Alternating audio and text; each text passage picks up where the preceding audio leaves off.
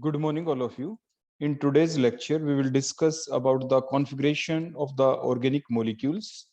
The configuration may be in the form of D or L configuration or the R or S configuration.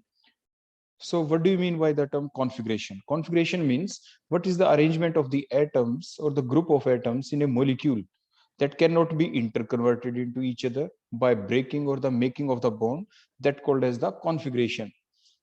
The configuration may be of following two types. The configuration may be the absolute configuration and the configuration may be the relative configuration. So what do you mean by the term absolute configuration? Absolute configuration means what is the actual arrangement of the atoms or the group of atoms in space in a particular molecule or the compound is called as the absolute configuration. For the absolute configuration, a standard compound is taken and that is the glyceraldehyde. In the structure of the glyceraldehyde, there is an aldehyde group that is position number 1, CHO group. And according to the IUPAC numbering, we give the number 1 to that aldehyde group. 1, 2, that is the numbering on the carbon atom chain. Number 3. Now put the OH and H. जैसे कि आपको यहाँ पे glyceraldehyde के अंदर दिख रहा है, that is the structure of glyceraldehyde. अगर का जो पोजीशन नंबर 1 है, अगर वहां पर भी कोई OH ग्रुप होता, एल्कोहलिक ग्रुप होता, तो वो आपका ग्लिसरॉल होता. तो वहीं से ये नाम रिफ्लेक्ट होता है, ग्लिसरॉल से ही आया है ग्लिसरल्डिहाइड. तो ये जो एब्सोल्यूट कॉन्फ़िगरेशन जब हमें निकालनी पड़ी, तो उसके लिए सबसे पहले हमें कोई ना कोई अपना स्टैंडर्ड कंपाउंड लेना होता है. और उस स्टैंडर्ड कंपाउंड के अंदर हम क्या देखते हैं कि what is the arrangement of atoms or the group of atom in space in that particular compound. That is the absolute configuration. जैसे हमने यहाँ पे लिया D glyceraldehyde, सेकंड अगर हम लेते हैं इसमें उसी टाइप से, that is called a L glyceraldehyde. किस बेसिस के ऊपर? देखो, these are the standard compound. ये फिक्स कर दिया हमने कि ग्लिसरल्डिहाइड के अंदर जो लोवेस्ट कायरल कार्बन एटम है, आप ध्यान से देखें, 1 2 3 जब किया तो नीचे की तरफ से देखें तो CH2OH है, उससे नेक्स्ट को देखें तो अगला कार्बन है, that is the chiral carbon atom. और जो एक कायरल कार्बन एटम है, that is the lowest chiral carbon atom. So what is the position of the OH group? What is the position of the OH group on the lowest chiral carbon atom in the glyceraldehyde? अगर वो OH आपके right hand side में है तो हमने उसको कह दिया D glyceraldehyde.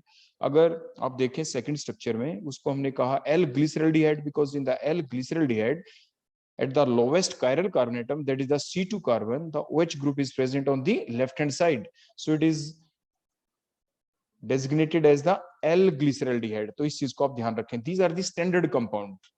These are the standard compound. और जितने भी कंपाउंड होंगे उन सभी की कॉन्फ़िगरेशन को जो हम डिटरमाइन करेंगे, वो हम डिटरमाइन करेंगे bye using these standard compounds. तो जो आपके स्टैंडर्ड कंपाउंड है उसके अंदर what is the actual arrangement of the atom, जैसे हमने अभी देखा कि जो लोवेस्ट कायरल कार्बन एटम है उसमें अरेंजमेंट ऑफ आपके OH की क्या है, it is present on the right hand side, और इसको हमने नाम दे दिया डी कॉन्फ़िगरेशन होगी इसकी. और लोएस्ट कायरल कार्बन एटम जो C2 है, उसमें अगर OH लेफ्ट हैंड साइड में है तो उसको हमने नाम दे दिया L कॉन्फ़िगरेशन, तो L ग्लिसरल्डिहाइड के नाम से हमने उसको पुकारा. और ये जो दोनों कंपाउंड हैं ये एक दूसरे के क्या हैं? These are the mirror image of each other. ये एक दूसरे की मिरर इमेज है. These are the mirror image of each other. क्योंकि नंबर 1 पे आपको ऐसा दिख रहा होगा कि हमने C डबल बॉन्ड OH, वो तो मिरर इमेज नहीं दिख रही. लेकिन हम आपको एक चीज और बता दें कि फिशर प्रोजेक्शन के अंदर जो आपने दिखाई दिए H and OH which are present on C2 position, which are present on the lowest chiral carbon atom, they are pointing towards us, while the vertically present groups, that is the CHO group, that is the C1 carbon,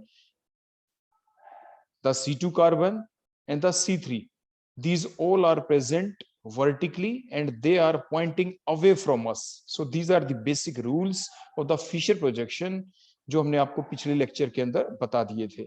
next आती है relative configuration.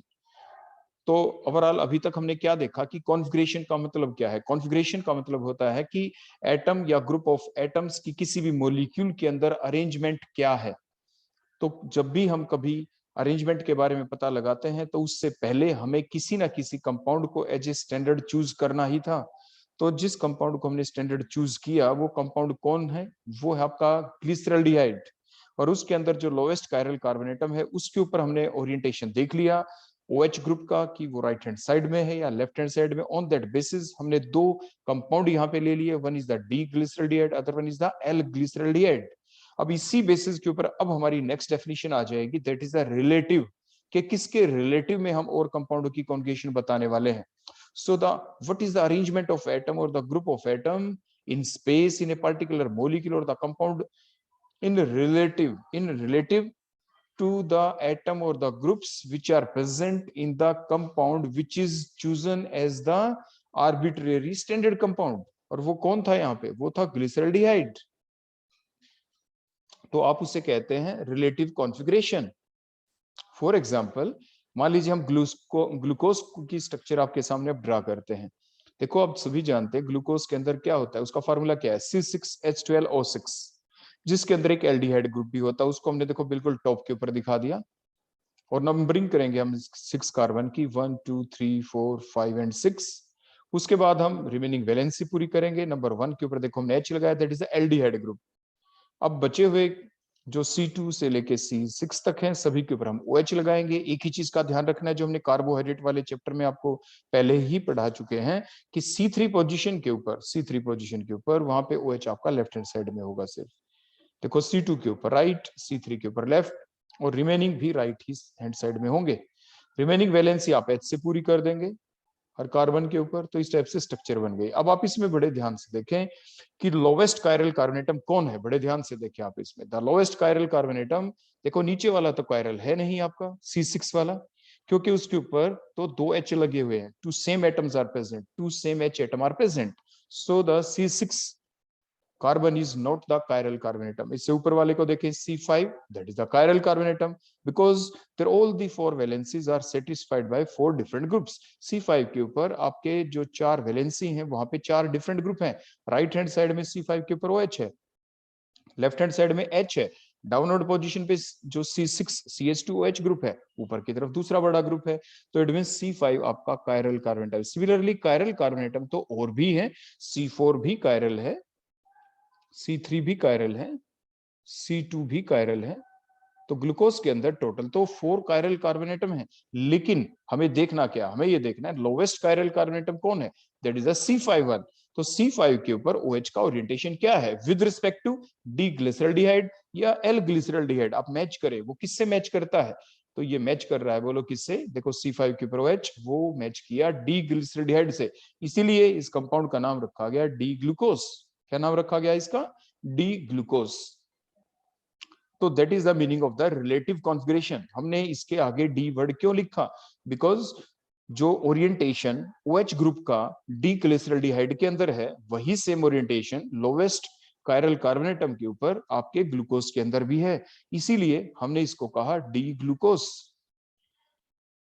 इसके बाद next हम देखते हैं D और L configuration के बारे में। जो हमने बताया कि ये जो नोटेशन थी डी और एल, ये जो हमने नोटेशन दी, ये हम क्या करते हैं, these notation D and L describe the relative configuration of the organic compounds. जैसे हमने आपको बताया था इन 1908 में जो एमिल फिशर था उसने प्रपोज किया था ये कंपाउंड, जो अभी हमने आपको बताया था ग्लिसरल्डिहाइड। तो Emil Fischer in 1908 proposed that one compound should be chosen as a standard to define the configuration of all the other compound, and the compound which is chosen arbitrarily as the standard, that compound is the glyceraldehyde। क्योंकि ये जो glyceraldehyde है इसका जो relationship है वो किसके साथ ज्यादा है? शुगर के साथ ज्यादा है, कार्बोहाइड्रेट्स के साथ ज्यादा है। तो there are the two enantiomer of this compound, जो हमने अभी आपको बताया था। These two enantiomers are the D glyceraldehyde and the L glyceraldehyde, और उनके लिए हमने डी और एल सिंपल यूज किया था। अभी हमने आपको बताया व्हाट इज डी ग्लिसरल्डिहाइड। कौन था ये?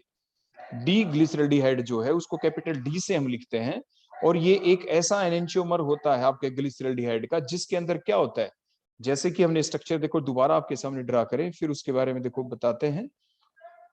ये कैसा कंपाउंड है? आप बड़े ध्यान से देखें, ये कैसा एनेंशियोमर है in which the OH and the H group at the lowest chiral carbon atom कहां पे प्रेजेंट है? They are pointing towards us, वो हमारी तरफ पॉइंट कर रहे हैं। कहां पे प्रेजेंट है? OH आपका राइट हैंड साइड में है और आपका H किधर है? लेफ्ट हैंड साइड में। while the CHO and the CH2OH, CHO mean जो C1 वाला कार्बन है, CH2OH जो कि C3 वाला कार्बन है, दे आर एक्सटेंडेड बैकवर्ड। और CHO कहां पे? At the top. तो ये डी ग्लिसरल्डिहाइड के बारे में हमने आपको पहले भी बता दिया था। इसके बाद नेक्स्ट जो एल ग्लिसरल्डिहाइड है, जस्ट रिवर्स है इसके अंदर, इसको कैपिटल एल से हम रिप्रेजेंट करते हैं। और इसके अंदर क्या है? देखो दोबारा से स्ट्रक्चर हम ड्रा करें, आप चेंज देखना, what is the change in between the D glyceraldehyde and the L glyceraldehyde. आपने देखा जो लोवेस्ट कायरल कार्बन एटम है, C2 जो कार्बन है, उसके ऊपर आपका OH किधर है? Towards the left hand side. तो हमने क्या देखा कि जो इनकी ओरिएंटेशन हमने देखा कि the enantiomer with the OH and H group at the chiral carbon atom are towards किधर है? बोलो। OH तो है towards the left hand side and H कहां पे है? राइट हैंड साइड के ऊपर। और CHO कहां पे? At the top. और जो CH2OH कहां पे है? वो आपके बॉटम के ऊपर हमने शो किया है। तो ये आपका एल ग्लिसरल्डिहाइड कहलाता है। और ये कंपाउंड किसने चूज किए थे? That particular compound which are chosen as the standard by the scientist, that is Emil Fischer in 1908। इसके बाद नेक्स्ट पॉइंट ये आता है कि कौन सा प्रोसीजर हम अडेप्ट करें। The following procedure is adopt to define the D और एल कॉन्फिगरेशन। उसके लिए हम क्या करते हैं? जो स्टैंडर्ड कंपाउंड जैसे मैंने आपको बताया, दोबारा से स्ट्रक्चर ड्रा करते हैं हम आपके सामने। That is the structure of D glyceraldehyde, because in that compound at the lowest chiral carbon atom the OH group is present on the right hand side, so it is a D glyceraldehyde. Similarly अगर हम L glyceraldehyde की दोबारा से structure लिखें तो आपके कहां पे है? लोवेस्ट कायरल कार्बन एटम के ऊपर आपका OH कहां पे? Towards the left hand side, so it is the L glyceraldehyde. So the standard compound is chosen, that is the glyceraldehyde, and their D and L configuration is assigned arbitrarily. ये arbitrarily का मतलब जो हमने सिर्फ assume की है इस आपके स्टैंडर्ड कंपाउंड के अंदर। उसके बाद फिर अब हम क्या करेंगे? अब हम रिलेटिव कॉन्जुगेशन निकालेंगे अदर कंपाउंड्स की इन द फॉर्म ऑफ डी और L by comparing these compound with these standard D glyceraldehyde और the L glyceraldehyde। और जितने भी कंपाउंड होंगे उनको हम D कहेंगे या L कहेंगे। कैसे कहें? हम उन कंपाउंड को कंपेयर करेंगे, उन कंपाउंड की कॉन्जुगेशन को कंपेयर करेंगे। हमारे जो ये दो स्टैंडर्ड कंपाउंड हैं D ग्लिसरल्डिहाइड और L ग्लिसरल्डिहाइड, इनके साथ हम कंपेयर करेंगे। जैसे आपने देखा होगा अभी हमने ग्लूकोज को कंपेयर करके दिखाया था, जिसमें हमने ग्लूकोज को डी ग्लूकोज कहा था। और जो ये दो कंपाउंड हैं, the two compounds which are said to have the relative conjugation about the chiral carbon atom, ये जितने भी आपके कंपाउंड होंगे हम क्या करेंगे? If one of the compound can be converted into other by reaction that doesn't involve any making or the breaking of the bond around the chiral carbon atom, means कोई भी ऐसा कंपाउंड जो आप D glyceraldehyde से synthesize करेंगे, any of the compound which is obtained by a chain of reaction from the D-glyceraldehyde, उस compound की conjugation D ही होगी। और वो सारे कंपाउंड जो एल ग्लिसरल्डिहाइड से हम सिंथेसाइज कर सकते हैं, उन सभी कंपाउंड की कॉन्जुगेशन एल सीरीज के कंपाउंड होंगे, उनकी कॉन्जुगेशन एल कॉन्जुगेशन होगी। या कोई भी ऐसा कंपाउंड जिसके अंदर हम कोई रिएक्शन करें रिएजेंट्स की हेल्प से, और उस कंपाउंड को जब हम चेंज करते हैं, तो अगर उस कंपाउंड को हम डी ग्लिसरल्डिहाइड के अंदर चेंज कर पाए, तो वो जो भी कंपाउंड था उसकी कॉन्जुगेशन क्या थी? D configuration. अगर हमारे पास कोई कंपाउंड है, हमने उसके अंदर रिएक्शन की और हम उसको कन्वर्ट करना चाहते हैं ग्लिसरल्डिहाइड के अंदर, और उस कंपाउंड को through a series of reaction अगर हमने कन्वर्ट कर दिया है ग्लिसरल्डिहाइड में, और जो लास्ट में हमें ग्लिसरल्डिहाइड मिला, अगर वो ग्लिसरल्डिहाइड एल ग्लिसरल्डिहाइड है, तो जो शुरू में हमने कंपाउंड लिया था रिएक्टेंट, जिसको हमने ग्लिसरल्डिहाइड में कन्वर्ट किया, वो कंपाउंड एल कॉन्फिगरेशन का होगा। और जितने इंटरमीडिएट कंपाउंड भी बने हैं बीच में, वो सारे एल कॉन्फिगरेशन के ही कंपाउंड होंगे, आपको ध्यान रखना है। तो इस टाइप से आपके दो सीरीज के कंपाउंड बन गए, डी सीरीज के कंपाउंड और एल सीरीज के कंपाउंड। तो डी सीरीज के बोलो कंपाउंड आपके कौन से हो गए? The series of compounds, the series in which the compounds are either prepared from the D glyceraldehyde. एक ऐसी सीरीज जिसमें हमने क्या किया, शुरू में रिएक्टेंट ले लिया डी ग्लिसरल्डिहाइड, और उससे हमने फर्स्ट कंपाउंड बनाया, वो कंपाउंड भी डी कॉन्जुगेशन होगा। उससे अगला कंपाउंड बना, उसकी कॉन्जुगेशन भी डी ही होगी, एंड सो ऑन। जितने भी कंपाउंड बनेंगे उस पूरी सीरीज में, उन सभी की कॉन्फ़िगरेशन ही डी कॉन्फ़िगरेशन होगी। तो यही इस डेफिनेशन का मतलब था कि the series in which the compound are either prepared from the D glyceraldehyde or converted into the D glyceraldehyde, या कोई भी कंपाउंड अगर वो डी ग्लिसरॉल्डिहाइड में कन्वर्ट हो जाता है तो उस कंपाउंड को हम डी कॉन्फ़िगरेशन वाला कंपाउंड कहेंगे। अब नेक्स्ट आ जाती है एल सीरीज। सिमिलरली बिल्कुल ऐसी ही डेफिनेशन कि the series in which the compounds which are either prepared from the L glyceraldehyde, वो सारे कंपाउंड जिनको हम L glyceraldehyde से प्रिपेयर करेंगे, all these compound will have the L configuration, or all such compound which can be converted into L glyceraldehyde, या वो सारे compound जो through a chain of reaction L glyceraldehyde में convert हो सकते हैं, वो सारे कंपाउंड भी L कॉन्फ़िगरेशन के ही होंगे। तो that is the definition of D series और द एल सीरीज। तो जैसे अभी हमने आपको ये सारी बातें बता ही दी हैं कि जो कॉन्फ़िगरेशन है इसका आपके जो स्मॉल डी और स्मॉल एल के साथ कोई रिलेशन नहीं होता।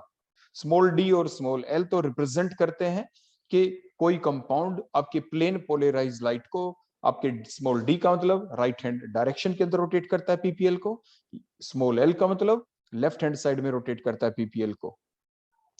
तो वही हम आपको बता रहे हैं, कोई भी जो कंपाउंड है जैसे टार्टेरिक एसिड, उसकी कॉन्फ़िगरेशन कैपिटल डी है, तो कैपिटल डी वाला टार्टेरिक एसिड वो डेक्स्ट्रो रोटेटरी भी हो सकता है और वो लीवियो रोटेटरी भी। जैसे हमने कैपिटल डी लिखा नीचे आप देखिए एग्जांपल में, capital D means configuration D है, ब्रैकेट में प्लस लिखा तो means it is a dextro rotatory compound, ये पीपीएल को राइट हैंड साइड में रोटेट करेगा।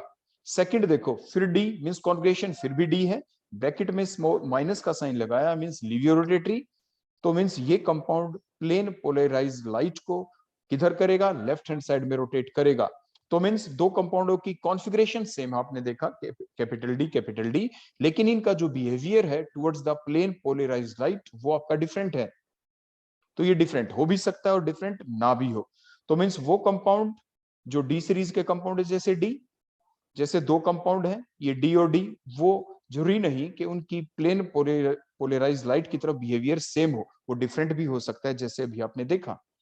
नेक्स्ट हम अब इन डिटेल स्टडी करेंगे अबाउट द आर और एस कॉन्फ़िगरेशन के बारे में। जो आर और एस कॉन्फ़िगरेशन है, that particular notation to the compound is given by the Cahn Ingold and the Prelog, and that R or S conjugation is based upon the actual three-dimensional structure formula of the compound.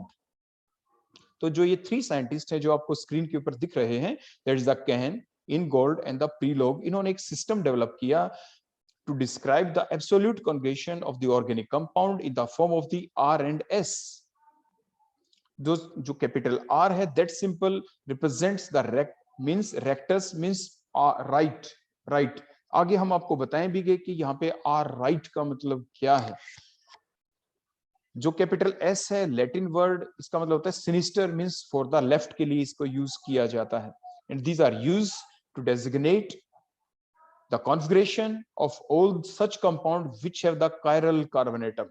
बस यहाँ पे condition एक ही है कि are और S configuration को define करने के लिए, डेजिग्नेट करने के लिए उस पर्टिकुलर कंपाउंड के अंदर कायरल कार्बन एटम होना जरूरी है। कोई भी ऐसा कंपाउंड जिसमें कायरल कार्बन एटम है, आप उसको आर या एस नोमेनक्लेचर दे सकते हैं। उसकी कॉन्जुगेशन के बारे में आप बता सकते हैं कि उसकी कॉन्जुगेशन आर होगी या एस, लेकिन कोई भी ऐसा कंपाउंड जिसके अंदर कायरल कार्बन एटम नहीं है तो आप कहेंगे कि इसकी ना तो आर कॉन्जुगेशन होगी इसमें ना एस होगी। अगला पॉइंट ये है कि किसी भी कंपाउंड के अंदर आपको ये जरूर देखना होगा कि उस कंपाउंड में कितने कायरल कार्बन एटम हैं। किसी भी कंपाउंड के अंदर कायरल कार्बन एटम 1 भी हो सकता है, 2 भी हो सकते हैं, 3 भी हो सकते हैं, तो हर कायरल कार्बन एटम की कॉन्जुगेशन आपको निकालनी होगी। अगर किसी कंपाउंड में 2 कायरल कार्बन एटम है तो 1 by 1 पहले आप पहले कायरल कार्बन एटम की कॉन्जुगेशन निकालेंगे कि उसकी कॉन्जुगेशन आर है या एस। सिमिलरली फिर आप दूसरे कायरल कार्बन एटम की कॉन्जुगेशन निकालेंगे कि उसकी आर है या एस। ऐसे अगर थर्ड कायरल कार्बन एटम भी है तो उसकी भी आप अलग से कॉन्जुगेशन निकालेंगे कि आर है या एस। मींस किसी भी कंपाउंड में जितने भी कायरल कार्बन एटम होते हैं, हमें हर कायरल कार्बन एटम की आर और एस कॉन्जुगेशन डिटरमाइन करनी होती है। करते कैसे हैं वो भी आपको बताया ही जाएगा। फॉर एग्जाम्पल अभी आपने देखा, देखो ये लैक्टिक एसिड की स्ट्रक्चर हमने ड्रा की जिसमें सेंट्रल कार्बन एटम कौन है? कार्बन है। उसके ऊपर 4 डिफरेंट ग्रुप्स हैं। The CH3 group is present above the plane and dotted line से H को दिखाया तो H is present below the plane, और OH आपके हमने दिखाया सिंपल लाइन से, COH भी सिंपल लाइन से। So that is the flying wedge formula of lactic acid. अगर हम इसकी मिरर इमेज बनाएं तो जैसे हम आपको ये सारी बातें पहले ही बता चुके हैं, तो मिरर इमेज में जो ग्रुप आपको नजदीक दिखाई दे उनको नजदीक दिखाएं, जो दूर दिख रहे हैं उनको आप दूर दिखाएं। सो that is the mirror image and that is the non super imposable mirror image हमने ड्रा की।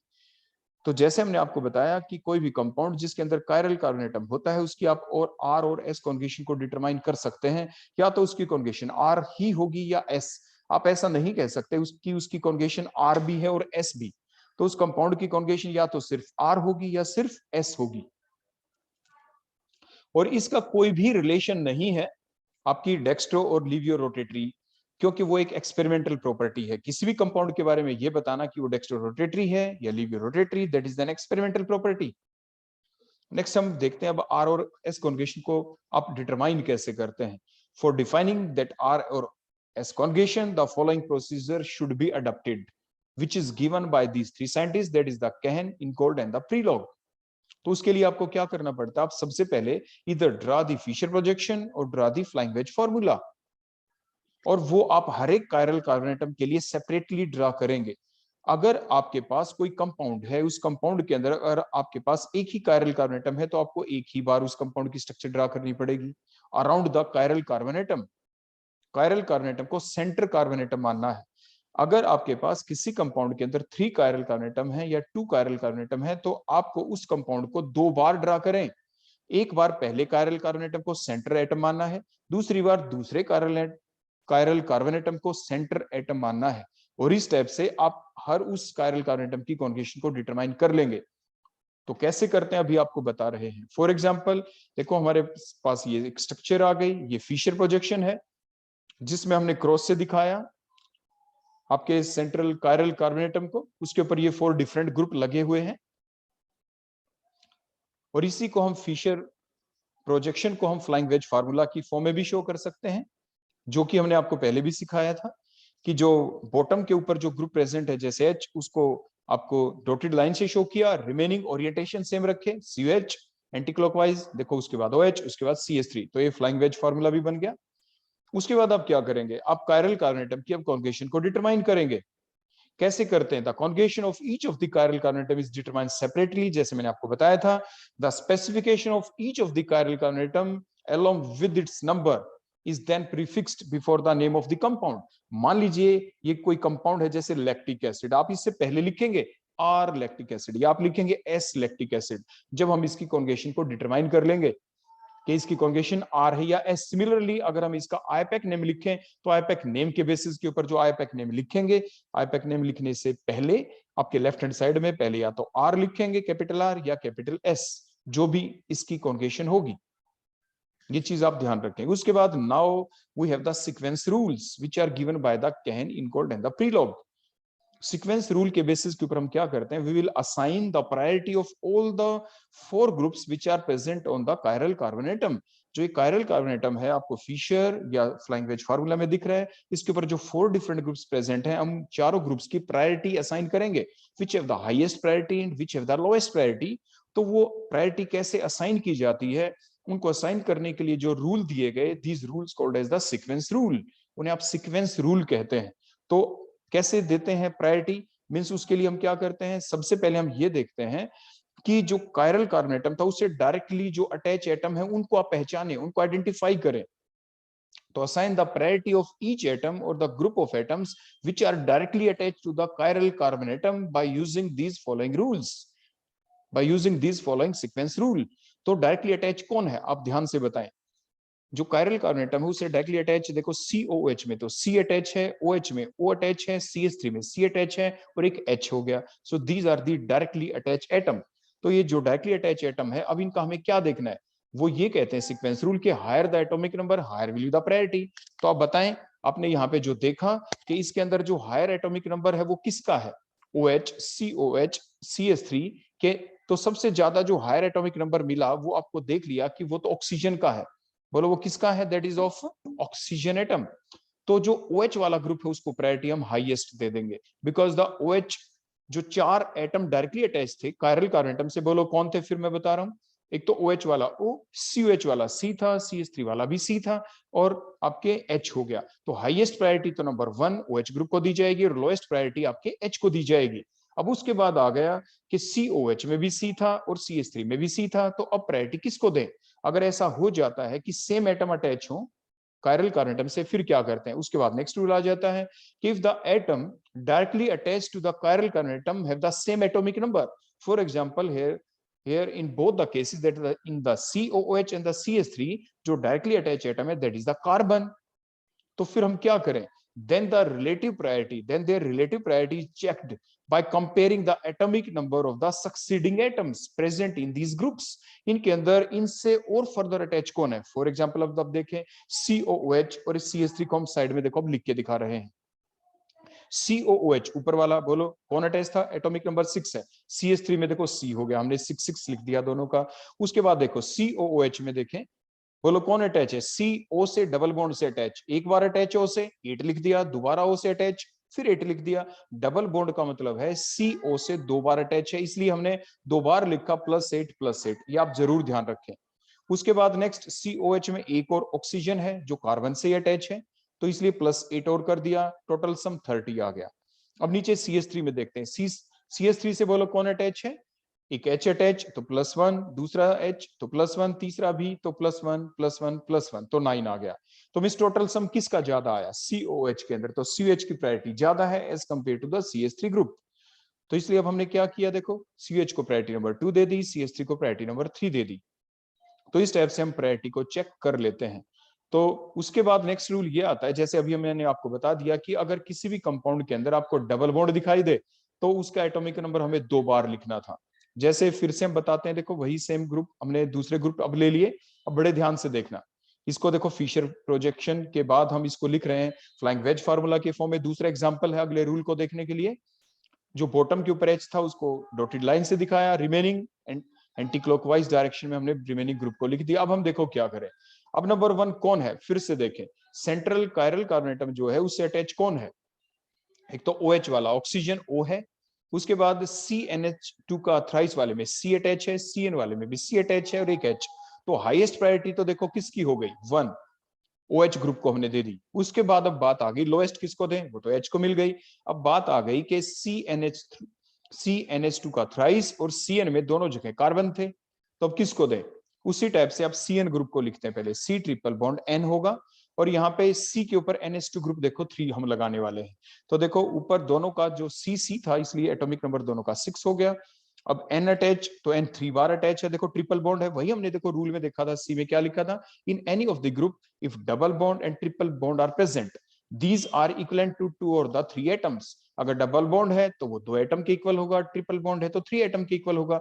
जैसे C ट्रिपल बॉन्ड N, तो कार्बन और नाइट्रोजन के बीच ट्रिपल बॉन्ड है, मींस कार्बन नाइट्रोजन से 3 टाइम अटैच है, 3 टाइम अटैच है, तो उसको 3 एटम के इक्वल माना जाएगा। तो इसलिए हमने क्या लिखा? नाइट्रोजन का एटॉमिक नंबर 7, तो +7 अब हम चलते हैं नीचे वाले ग्रुप में NH2, देखो तो टोटल सम वहां पे तो 27 आ गया। अब NH2 फिर NH2 फिर NH2, तो +7 ऊपर तो 27 से, तो यहाँ पे भी आंसर 27 आ गया। अब रूल क्या कहता है कि जो ट्रिपल बॉन्ड से अटैच हैं, further it is to be noted that if 2 और 3 similar atoms attach to a particular atom by single bond, अगर सिंगल बॉन्ड से अटैच है यहाँ पे नाइट्रोजन, देखो NH2 का नाइट्रोजन, दूसरे NH2 का नाइट्रोजन, 3 NH2 का, तो it will get the higher priority then बोलो कौन? ग्रुप कंटेनिंग द डबल और द ट्रिपल बॉन्ड। जैसे CN से ट्रिपल बॉन्ड से अटैच था, यहाँ पे CN से सिंगल बॉन्ड से अटैच है, तो सिंगल बॉन्ड वाले जो नाइट्रोजन है, ये जो ग्रुप है, ये प्रायोरिटी इसकी ज्यादा होगी एज कंपेयर टू द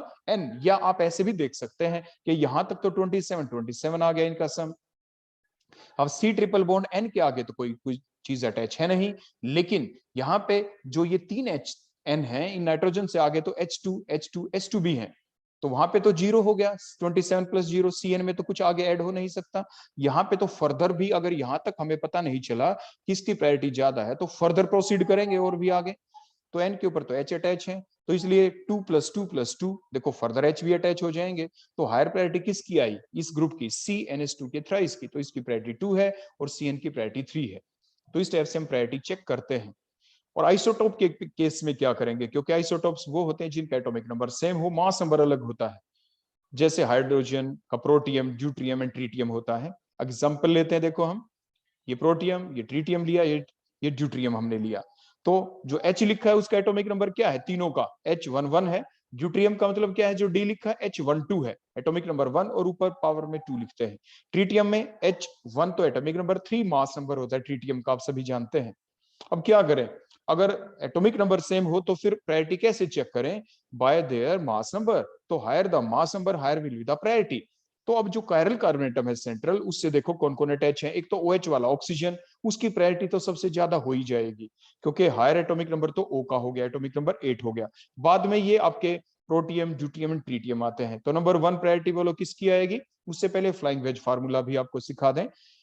जो सेंट्रल कार्बन एटम था बॉटम डायरेक्शन में, बोलो कौन है, H, प्रोटियम। तो H को डॉटेड लाइन से शो किया, फिर वही एंटी क्लॉकवाइज या क्लॉकवाइज, आपकी मर्जी, आप जैसे लिखना चाहिए, हम एंटी क्लॉकवाइज में शो कर रहे हैं।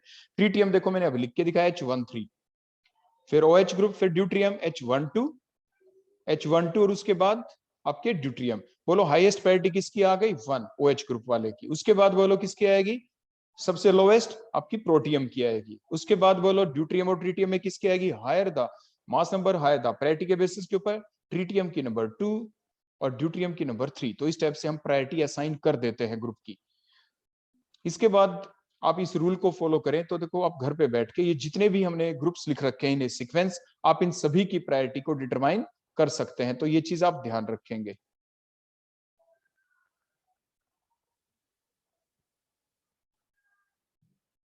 इसके बाद जो ये सारी प्रैक्टिस आप जरूर बैठ के करें घर पे।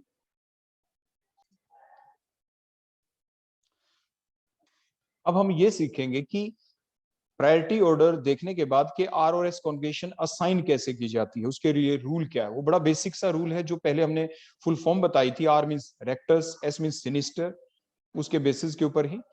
तो after assigning the priority of all the 4 atom और the group of atom which are attached directly to the chiral carbon atom, जैसे हमने ये ग्रुप आपके सामने लिया, इसमें हमने दोबारा से देखो फ्लाइंग वेज फार्मूला ड्रा कर दिया। ये प्रायोरिटी असाइन करनी देखो आपको हमने सिखा दी थी 1 2 3 4। अब क्या करें, अब इसके बाद अब हम क्या करेंगे, अब बेसिक रूल क्या होता है, now the molecule is now oriented in space in such A way that, हमें इस मॉलिक्यूल को ओरिएंट करना है। कैसे ओरिएंट करना है, कि the lowest priority group must be present at the bottom position and the highest priority group must be present on the right hand side. आमतौर पे राइट हैंड साइड, आप उसको लेफ्ट में भी रख सकते हैं, लेकिन आमतौर पे आप इस बात को अपने माइंड में फिक्स रखेंगे। Lowest priority group must be present on the lower at the bottom position and the highest priority group must be present on the right hand side. आप इस चीज को ध्यान रखेंगे। उसके बाद अब हम क्या करते हैं, देखो हमने ये हमारे सामने स्ट्रक्चर ड्रा कर ली। देखो उसके बाद क्या करेंगे, अगर हमारा जो लोएस्ट प्रायोरिटी ग्रुप है वो वर्टिकली डाउनवर्ड पोजीशन पे नहीं है, बॉटम के ऊपर मान लीजिए नहीं है, तो क्या करें। और हाईएस्ट प्रायोरिटी ग्रुप आपका राइट हैंड साइड में नहीं है, तो क्या करें। फिर अब हमें क्या करना होगा, उनको उनकी पर्टिकुलर पोजीशन के ऊपर लेकर जाना है बाय एक्सचेंजिंग द ग्रुप्स। और ये आप पहले ही सीख चुके हैं कि फिशर प्रोजेक्शन के अंदर जब भी हमें एक्सचेंज करना है तो हमें 290 डिग्री के एक्सचेंज करने होंगे। हम आपको ये पहले ही बता चुके हैं कि फिशर प्रोजेक्शन में किन्हीं भी दो ग्रुप के बीच का जो एंगल होता है वो 90 डिग्री का होता है। तो इसीलिए इन ग्रुप्स को अब हमें पर्टिकुलर पोजीशन के ऊपर पहुंचाना है, इनके राइट पोजीशन के ऊपर पहुंचाना है। For that we must have to do the interchanges between these two group to bring the highest priority group on the right hand side and the lowest priority group at the bottom position। उसके लिए अब हमें दो interchange करने पड़ेंगे, ये आप ध्यान रखें। अगर कई बार ऐसा हो जाता है कि एक ही 90 डिग्री के इंटरचेंज करने से आपको राइट कॉन्जुगेशन मिल गई, आपके ग्रुप्स ठीक पोजीशन पे पहुंच गए, लेकिन हमें 290 डिग्री की रोटेशन करनी ही होगी, क्योंकि 190 डिग्री की रोटेशन करने से कॉन्जुगेशन में चेंज आ जाता है। तो अब हमें 290 डिग्री की रोटेशन करनी ही पड़ेगी, ये आप जरूर ध्यान रखेंगे। उसके बाद हम देखो क्या किया, फर्स्ट 90 डिग्री की रोटेशन देखो कैसे करें। बॉटम के ऊपर तो लोएस्ट प्रायोरिटी का ग्रुप पहले से ही है, जिसकी प्रायोरिटी सबसे कम है वो पहले से ही आपको नंबर 4 वाला नीचे दिख रहा है। अब क्या करें, अब इंटरचेंज किया हमने 1 और 2 के बीच, क्योंकि हाईएस्ट प्रायोरिटी ग्रुप को राइट हैंड साइड में लाना था। देखो हमने इंटरचेंज कर दिया, तो 2 की जगह 1 आ गया, 1 की जगह 2। लेकिन अब हमारे देखो, आप ध्यान से देखें, लोएस्ट प्रायोरिटी ग्रुप बॉटम पे आ चुका है, highest priority group right hand side में आ चुका है। लेकिन अब ये तो फिक्स हो गए, लेकिन अभी तक तो एक ही हुआ ना 90 डिग्री का इंटरचेंज, और उससे कॉन्फ़िगरेशन चेंज हो चुकी है। हमें कॉन्फ़िगरेशन चेंज नहीं करनी। कॉन्फ़िगरेशन चेंज ना हो उसके लिए 290 डिग्री की रोटेशन करनी होती है। वन तो हो चुकी है, अब वन और करेंगे। अब बोलो किसके बीच इंटरचेंज करें? साथ के साथ फ्लाइंग वेज में भी हम करके दिखा रहे हैं। बोलो क्या करें? एक और करें। वन को टच नहीं करना, फोर वाले को टच नहीं करना, तो किसको करें? टू और थ्री के बीच। देखो टू और थ्री के बीच इंटरचेंज करेंगे, उससे क्या हुआ? देखो टू की जगह थ्री, थ्री की जगह टू आ गया। अब क्या करें? अब लोएस्ट प्रायोरिटी ग्रुप जो आपका है उसको हाइड कर दें। तो नेक्स्ट रूल क्या आ जाता है? Now hide the lowest priority group. देखो फोर वाले को हमने हाइड कर दिया। अब क्या करें? Now rotate the I in the decreasing order of the priority, means one के बाद टू ही आना चाहिए। अब देखो ये वन के बाद फोर वाले को हाइड कर दे। वन के बाद टू किधर से आता है? जब हम कैसे चलते हैं? क्लॉकवाइज। तो मींस क्लॉकवाइज हम चले तो बोलो कॉन्जुगेशन क्या होगी? During this procedure if the eye rotate in the clockwise direction as in the given example, जैसे इस एग्जांपल में दिख रहा है, कॉन्जुगेशन विल बी आर। जैसे इस एग्जांपल में आर कॉन्जुगेशन आ गई हमारी। लेकिन अगर हमारी आई रोटेट करती एंटी क्लॉकवाइज डायरेक्शन में तो कॉन्जुगेशन कंपाउंड की एस हो जाती। लेकिन इस पर्टिकुलर एग्जांपल में बोलो कॉन्जुगेशन क्या आ चुकी है? R. So R is the answer. Exam में अगर ऐसे कोई एग्जांपल दे दिया जाए तो आपको इन्हीं स्टेप्स को फॉलो करना है, बिल्कुल ऐसे ही आपको लिखना है। इस चीज का आप ध्यान रखेंगे। इसके बाद नेक्स्ट, उसके बाद आपको बताते हैं the lowest priority group is present on the backward direction. अब हम फ्लाइंग वेज फार्मूले को यूज करने जा रहे हैं। फिर हम क्या करेंगे? देखो अब ध्यान से देखें, पहले एग्जांपल लेते। देखो ये एग्जांपल आ गया, तो अब क्या करेंगे? The lowest priority group is present on the backward direction. जैसे आपको दिख रहा है लोएस्ट प्रायोरिटी ग्रुप आपका बिल्कुल डॉटेड लाइन से रिप्रेजेंट कर रखा है, वो बैकवर्ड डायरेक्शन में प्रेजेंट है। तो क्या करें?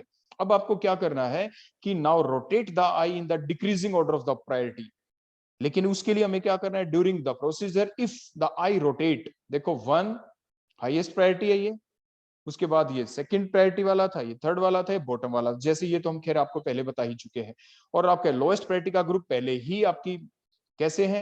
डॉटेड लाइन से शो कर रखा है, वो पहले ही बैकवर्ड डायरेक्शन में है, बिलो द प्लेन हमने शो कर रखा। अगर ऐसा है तो अब आप डायरेक्ट अपनी आई को रोटेट करें वन के बाद टू की तरफ, वन से टू की तरफ। तो रोटेट किया तो क्या हुआ? The conjugation of the compound is R because the lowest priority group H atom is present on the backward direction, it is present below the plane. लेकिन अगर ऐसा नहीं है, दूसरे कंपाउंड में भी देख लें, एक एग्जांपल और हमने ले रखा है। जो फोर ये डिफरेंट ग्रुप है हमारे HOH CH3 और ये, तो इसमें देखो H आपके कहां पे डॉटेड लाइन से शो कर रखा है, प्रायोरिटी हमने पहले लिख दी 1 2 3 4। तो फिर हमने क्या किया? लोएस्ट प्रायोरिटी की तरफ तक वन के बाद टू आ गया, क्योंकि लोएस्ट प्रायोरिटी ग्रुप को तो हम हाइड कर लेते हैं। तो वन के बाद टू कैसे आया? इसमें एंटी क्लॉकवाइज में। तो कॉन्जुगेशन क्या हो गई? इसकी आर हो गई, जैसे मैंने आपको बताया। तो इस टाइप से आप ध्यान रखेंगे। लेकिन अगर इससे अपोजिट हो जाए, मींस लोएस्ट प्रायोरिटी ग्रुप आपका फ्लाइंग वेज फार्मूला में डॉटेड लाइन से रिप्रेजेंट हमने ना कर रखा हो, बिलो दी प्लेन ना हो, तो क्या करें? तो इसी टाइप से कॉन्जुगेशन निकालें और उसको रिवर्स करके लिख देंगे। मतलब अगर हमारा हमारा आंसर इसी सेम प्रोसीजर से आर आता है, आर। जैसे फॉर एग्जांपल देखो, ध्यान से देखें, हम ये एग्जांपल देखो दूसरा लेते हैं। अब देखो इसमें देखें, क्या लोएस्ट प्रायोरिटी ग्रुप जो कि H है, प्रोटियम है, वो तो अबोव द प्लेन है, वो तो बिलो द प्लेन नहीं है। कोई बात नहीं, आप प्रायोरिटी असाइन करें, कर दी हमने। अब इसके बाद लोएस्ट प्रायोरिटी ग्रुप 4 को आप हाइड कर ले, छुपा लिया हमने। उसके बाद अब देखें 1 से 2 की तरफ गए, जाना पड़ा ना ऐसे। बोलो आंसर क्या आता है ऐसे? तो ये तो क्लॉकवाइज है आर, लेकिन आंसर तो आपका आर आ गया, लेकिन इसकी कॉन्जुगेशन अब हो जाएगी एस। क्यों हो जाएगी? दैट इज द रूल, यही तो रूल है। Now the conjugation is S, I R थी, लेकिन कॉन्जुगेशन को रिवर्स कर दें, एस आ गई, because the lowest priority group that is the H which is not present below the plane, वो बिलो द प्लेन नहीं था। अगर एच बिलो द प्लेन होता तो जो आंसर आता, जैसे आर आया था, तो आर ही कॉन्जुगेशन हो जाती। लेकिन अब क्योंकि लोएस्ट प्रायोरिटी ग्रुप जो कि एच है यहाँ पे, वो बिलो द प्लेन नहीं था, डॉटेड लाइन से रिप्रेजेंट हमने नहीं कर रखा था, तो जो आंसर आया उसको उल्टा करके लिख दे। आंसर आया आपका आर, हमने आंसर फिर लेकिन क्या बन गया? एस। तो इस चीज का हमें ध्यान रखना है, जो हमने यहाँ पे साइड में आपकी सारी बातें लिखी भी, कि if lowest priority group is not present on the back, not represented by the dotted line, then rotate the eye in the decreasing order, and during that procedure if the eye rotate in the clockwise direction, clockwise में rotate करती है, तो आपको क्या लगता है? Conjugation तो appears to be R, आपको R दिख रही है, but order will be reverse, hence the conjugation will be S, not the R. Similarly B point को देखें अब if the eye appears to rotate in the anti-clockwise direction, तो conjugation क्या appear होगी फिर आपकी? एस। तो आंसर क्या आना चाहिए? एस, लेकिन नहीं, the order will be reverse, hence the conjugation will be R not the S. तो इस चीज का आपको ध्यान रखना है।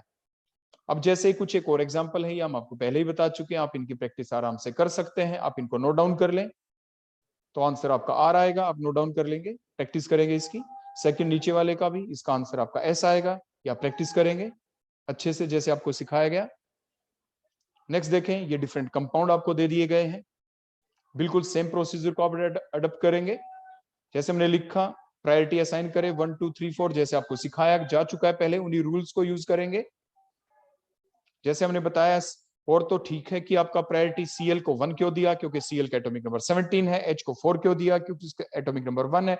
दिक्कत किस में आई? COOH और CH2CH में, क्योंकि दोनों में कार्बन था। तो मैंने लिख दिया, देखो 6 आगे कौन अटैच है कार्बोक्सिलिक एसिड ग्रुप में? आपके एक ऑक्सीजन तो डबल बॉन्ड से, इसलिए हमने 8+8 लिखा। एक और ऑक्सीजन तो 8, आंसर 30। नीचे आप देखें, कार्बन से कौन अटैच है? 2 तो H आपको अटैच होते दिख रहे हैं, +1+1 एक कार्बन है, तो आंसर क्या आ गया? 14। तो इसलिए हमने प्रायोरिटी असाइन की। अब उसके बाद आपके देखो, लोएस्ट प्रायोरिटी ग्रुप बॉटम पे नहीं है, हाईएस्ट प्रायोरिटी ग्रुप आपके राइट हैंड साइड में नहीं, तो क्या करें? Do the interchange between the groups. इस तरीके से इंटरचेंज करें कि आपका highest priority group right hand side में आ जाए, लोएस्ट प्रायोरिटी ग्रुप बॉटम पे आ जाए। उसके लिए क्या करें? देखो, इंटरचेंज किया हमने 3 और 4 के बीच, तो आपका लोएस्ट प्रायोरिटी ग्रुप तो बॉटम पे आ गया। अब एक और इंटरचेंज करना पड़ेगा, हाईएस्ट प्रायोरिटी ग्रुप को राइट हैंड साइड में लाएं, तो 1 और 3 के बीच इंटरचेंज करेंगे हम। तो अब क्या करें? लोएस्ट प्रायोरिटी ग्रुप को हाइड कर दें, 1 के बाद 2 के बाद 3, बोलो कॉन्जुगेशन क्या बनी? एस, क्योंकि डायरेक्शन कौन सी हुई रोटेशन की? Anti clockwise direction. अब देखते हैं स्ट्रक्चर नंबर 2, इसमें भी देखें 4 क्योंकि H को आएगा लोएस्ट एटॉमिक नंबर, 1 OH क्योंकि हाईएस्ट एटॉमिक नंबर। अब CH3CH में किसका? वैसे साफ साफ दिख रहा है कि CH को नंबर 2 मिलना चाहिए, CH3 को नंबर 3, लेकिन कैसे? दोनों में डायरेक्टली अटैच एटम, कार्बन 6 उसमें हाइड्रोजन है 3, तो क्या लिखेंगे? 1+1+1, तो 9 इज द आंसर। नीचे कार्बोक्सिलिक एसिड में आपके 3 ऑक्सीजन अटैच हैं, एक तो डबल बॉन्ड से, तो 8+8 एक और ऑक्सीजन, तो आंसर इज 30। तो इसीलिए हमने प्रायोरिटी CH को 2 दी और CH3 को 3। अब देखो, राइट पोजीशन पे नहीं है, OH तो ठीक है, प्रायोरिटी नंबर 1 तो बिल्कुल ठीक है राइट पोजीशन पे, लोएस्ट प्रायोरिटी ग्रुप नहीं है आपका बॉटम पे, तो क्या करें? सबसे पहले लोएस्ट प्रायोरिटी ग्रुप को बॉटम पे ले आए, 2 और 4 के बीच इंटरचेंज, 2 की जगह 4, 4 की जगह 2। अब 1 और 4 बिल्कुल सही जगह पे है। हाईएस्ट प्रायोरिटी ग्रुप आपका राइट हैंड डायरेक्शन में आ चुका है, लोएस्ट प्रायोरिटी ग्रुप आपका बॉटम पे है। अब इनको तो छेड़ना नहीं, टच नहीं करना। अब 3 और 2 के बीच इंटरचेंज करेंगे आप, तो 2 की जगह 3, 3 की जगह 2 आ गया। लोएस्ट प्रायोरिटी ग्रुप को देखो हमने हाइड किया। अब 1 के बाद 2 के बाद 3, बोलो कैसे? Anti clockwise, so answer is S. Similarly last वाला देखते हैं हम। इसके अंदर हमने क्या देखा?